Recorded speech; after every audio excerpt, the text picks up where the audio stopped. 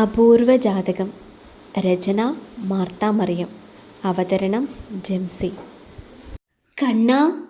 അമ്മയുടെ വിളി കേട്ടാണ് ഉറക്കത്തിൽ നിന്നും മാധവ് കണ്ണു തുറന്നത്. മുന്നിൽ അമ്മയെ കണ്ടതും അവനൊന്നും പറയാതെ എഴുന്നേറ്റിരുന്നു. പാർവതി മെല്ലെ ബെഡിൻ്റെ ഓരത്തായി ഇരുന്നു. നിനക്കിപ്പോഴും അമ്മയോടുള്ള ദേഷ്യം മാറിയിട്ടില്ലേ? അവൻ്റെ മുടിയിഴകളിൽ തഴുകിക്കൊണ്ട് പാർവതി ചോദിച്ചു. ഞാൻ പറഞ്ഞല്ലോ, എനിക്കാരോടും ഒരു ദേഷ്യമോ വാശിയോ ഇല്ലെന്ന്.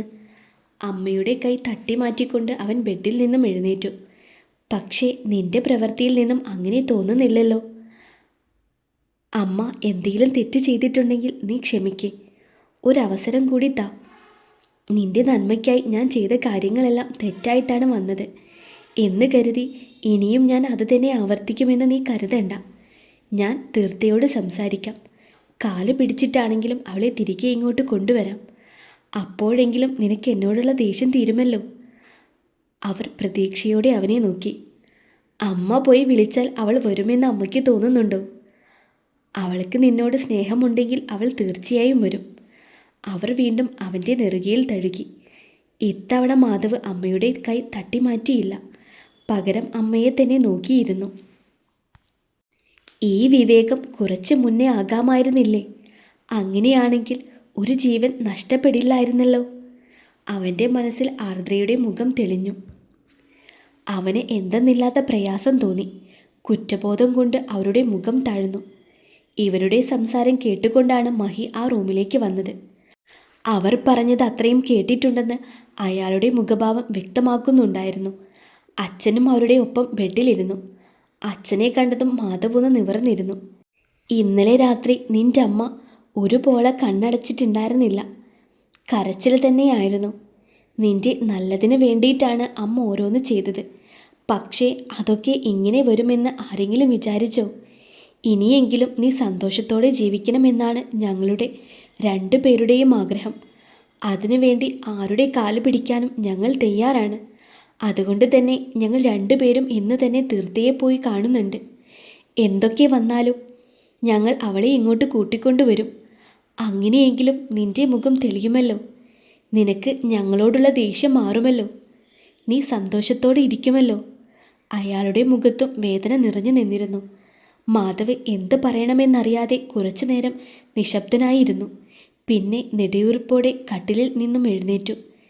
നിങ്ങൾ രണ്ടുപേരും പോയി സംസാരിച്ചിട്ട് കാര്യമൊന്നുമില്ല. വരുന്നില്ലെന്ന് അവൾ തീരുമാനിച്ചാൽ വരുന്നില്ലെന്ന് തന്നെയായിരിക്കും അതിനർത്ഥം. എന്തിനാ വെറുതെ ഒരു പെൺകുട്ടിയുടെ ജീവിതം കൂടി ഇനിയും നശിപ്പിക്കുന്നത്? എവിടെയാണെങ്കിലും അവൾ സന്തോഷത്തോടെ ജീവിക്കട്ടെ.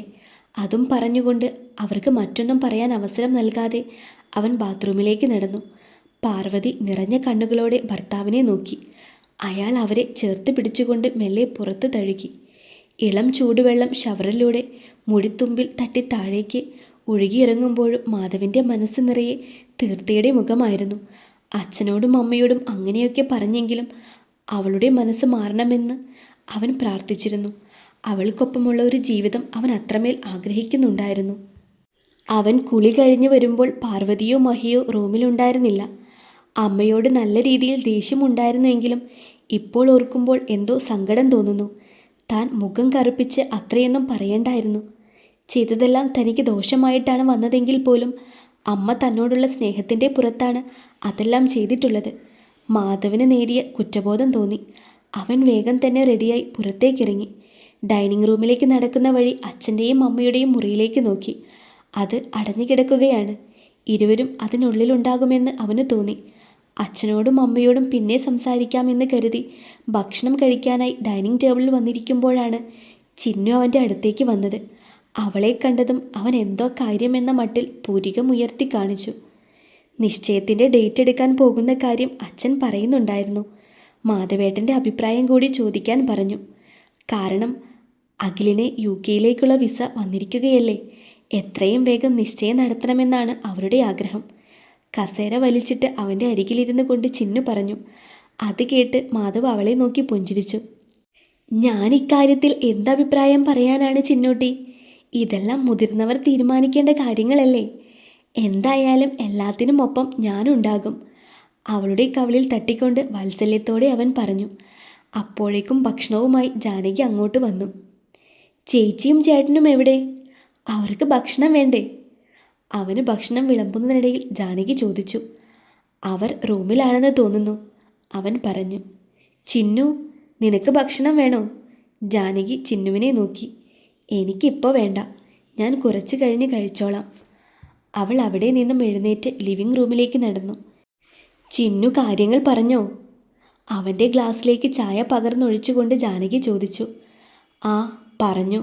പക്ഷേ ഇതിനൊക്കെ ഞാനെന്ത് അഭിപ്രായം പറയാനാ ചിറ്റേ? ജീവിക്കേണ്ടത് അവരല്ലേ? അവരുടെ അഭിപ്രായത്തിനല്ലേ പ്രാധാന്യം? എന്തോ പറയാൻ തുടങ്ങിയെങ്കിലും അവനത് വേണ്ടെന്ന് വെച്ചുകൊണ്ട് ഭക്ഷണം കഴിക്കാൻ തുടങ്ങി. അതല്ല കണ്ണാ, അഖിലിൻ്റെ വീട്ടുകാർക്ക് ചെറിയൊരു പേടിയുണ്ട്, മടിയോടെ ജാനകി പറഞ്ഞു. പേടിയോ? എന്തിന്? അവൻ മനസ്സിലാകാത്തതുപോലെ ചിറ്റയെ നോക്കി. നിന്റെ ജാതകദോഷം അവർ എങ്ങനെയോ അറിഞ്ഞു. അങ്ങനെ എന്തെങ്കിലും ദോഷം ചിന്നുവിൻ്റെ ജാതകത്തിൽ ഉണ്ടോ എന്ന് അവർക്കൊരു സംശയം. അതുകൊണ്ട് തന്നെ അവരുടെ വീട്ടുകാരായിരിക്കും ജാതകവും മറ്റുമൊക്കെ നോക്കുന്നത്. എന്തെങ്കിലും വന്നാൽ ഇത് നടക്കാനുള്ള സാധ്യതയില്ല. പക്ഷേ ചിന്നു ആണെങ്കിൽ അഖിലിനൊപ്പമുള്ള ഒരു ജീവിതം സ്വപ്നം കണ്ട് നടക്കുകയാണ്. എന്തെങ്കിലും പ്രശ്നമുണ്ടായി ഈ കല്യാണം മുടങ്ങിയ അവളെ എന്ത് പറഞ്ഞ് സമാധാനിപ്പിക്കുമെന്നോർത്ത് എനിക്ക് വല്ലാത്ത ആദി. ജാനകി വിഷമത്തോടെ നെടുവീർപ്പിട്ടു. ജാനകി പറഞ്ഞത് കേട്ട് മാധവ് വല്ലാതെയായി. തൻ്റെ ജാതകദോഷം കാരണം ചിന്നുവിൻ്റെ ജീവിതത്തിനും അതൊരു ബുദ്ധിമുട്ട് വന്നല്ലോ എന്നോർത്ത് അവനിൽ നിന്നും ദീർഘനിശ്വാസം ഉതിർന്നു. ഒന്നും സംഭവിക്കില്ല, എല്ലാം നല്ലതുപോലെ നടക്കും. അത് പറയുമ്പോൾ മാധവിന് തൊണ്ടയിൽ കനം നിറഞ്ഞതുപോലെ തോന്നി. വാക്കുകൾക്ക് വല്ലാത്ത പതർച്ചയും. ജാനകിയൊന്ന് മൂളി. മാധവിന് വിശപ്പ് കെട്ടു. അതുകൊണ്ട് തന്നെ പേരിന് എന്തൊക്കെയോ കഴിച്ചെന്ന് വരുത്തിക്കൊണ്ട് അവൻ എഴുന്നേറ്റ് വാഷ് ബേസിൻ്റെ അടുത്തേക്ക് നടന്നു. കൈ കഴുകി തിരികെ ലിവിംഗ് റൂമിലേക്ക് വരുമ്പോൾ സെറ്റിയിലിരുന്ന് മഹി പത്രം വായിക്കുന്നുണ്ടായിരുന്നു. അവൻ അച്ഛനെ നോക്കി പുഞ്ചിരിച്ചുകൊണ്ട് പുറത്തേക്കിറങ്ങാൻ തുടങ്ങിയതും അയാൾ അവനെ അരികിലേക്ക് വിളിച്ചു. അവൻ അച്ഛൻ്റെ അരികിൽ വന്ന് നിന്നു. എനിക്ക് കുറച്ച് കാര്യങ്ങൾ സംസാരിക്കാനുണ്ട്, അത് പറഞ്ഞുകൊണ്ട് മഹി പത്രം ടീപ്പോയിലേക്കിട്ടു. എന്താ അച്ഛാ? അവൻ ചോദിച്ചു. ഞങ്ങൾ സംസാരിച്ചിട്ട് അവൾക്ക് ഇങ്ങോട്ട് വരാൻ താല്പര്യമുണ്ടെങ്കിൽ നിനക്ക് വേറെ എതിരഭിപ്രായമൊന്നുമില്ലല്ലോ? ഗൗരവത്തോടെയാണ് അച്ഛൻ്റെ ചോദ്യം. അത് കേട്ടപ്പോൾ അവൻ സംശയത്തോടെ അച്ഛനെ നോക്കി. പറയേ, നിനക്ക് വേറെ എതിർപ്പുകളോ കാര്യങ്ങളോ ഇല്ലല്ലോ? അയാൾ വീണ്ടും ചോദിച്ചു. എനിക്കെന്തിനാ അച്ഛാ എതിർപ്പ്? അവൾക്കൊപ്പമുള്ള ഒരു ജീവിതമാണ് ഞാൻ സ്വപ്നം കാണുന്നത്. പക്ഷേ എൻ്റെ ജാതകദോഷം കാരണം അവൾക്ക് ഒന്നും പറ്റരുത്, അത്രമാത്രമുള്ളൂ എൻ്റെ ആഗ്രഹം, അവൻ പറഞ്ഞു. തീർത്ഥയെ കാണാൻ പോകുന്നതിന് മുന്നേ വലിയേടത്തെ ഒന്ന് പോയി കാണണം. നിന്റെ ജാതകത്തിലെ ദോഷത്തിന് എന്തെങ്കിലും പരിഹാരമുണ്ടോ എന്നറിയണം. അതിനുശേഷം മാത്രമേ തീർത്ഥയെ കാണുന്നുള്ളൂ. ഇനിയും ഒരു പെൺകുട്ടിയുടെ കണ്ണുനീര് മേലേടത്ത് തറവാടിൻ്റെ അകത്തളത്തെ വീഴരുത്, അയാൾ നെടുവീർപ്പിട്ടു. നല്ല കാര്യം, ഞാനെന്നാ ഇറങ്ങിക്കോട്ടെ? കയ്യിലെ വാച്ചിലേക്ക് നോക്കിക്കൊണ്ട് അവൻ അച്ഛനോട് ചോദിച്ചു. ഉച്ച കഴിഞ്ഞ് നീയൊന്ന് വരണം. നമുക്കൊരുമിച്ച് വേണം തിരുമേനിയെ ചെന്ന് കാണാനായിട്ട്. അത് കഴിഞ്ഞ് നമുക്കൊരുമിച്ച് തന്നെ തീർത്ഥയെയും കാണാൻ പോകാം, അയാൾ പറഞ്ഞു. ശരി അച്ഛാ. അവൻ പുറത്തേക്കിറങ്ങി.